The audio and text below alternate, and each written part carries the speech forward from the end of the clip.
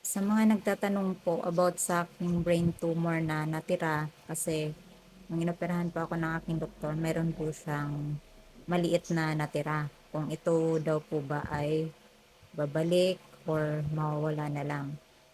Ang sabi po ng doktor ko, kaya kailangan talaga na minomonitor po siya kasi posible po kasi siyang lumaki, posible din siyang hindi na lumaki.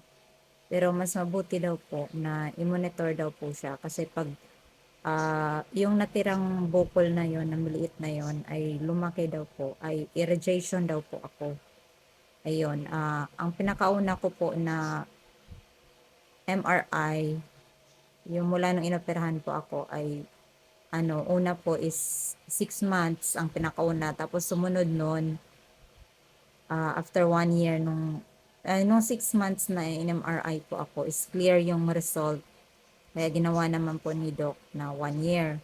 Tapos nung clear ulit po yung result nung after 1 year, ginawa po ng doktor ko every 2 years.